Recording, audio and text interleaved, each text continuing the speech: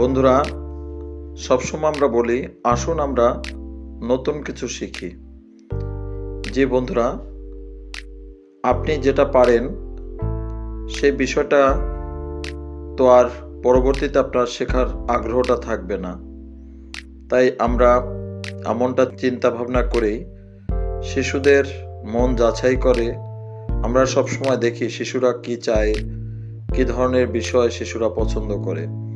তো তেমনি আজকে আরও একটি ড্রয়িং নিয়ে আসলাম। দেখতেই পাচ্ছেন আপনার তরমুজের ফালি। আমরা আস্ত তরমুজ বা একটা ফালি দেখেছি, কিন্তু এমন করে দুই টুকরা, আবার সামনে নিচে আছে ছোট ছোট দুই টুকরা। তো বন্ধুরা, ভিডিওটা কেমন লাগছে জানাবেন, আর শিশুরা শিশুদের মতো রং করবে। সকলের জন্য শুভকামনা।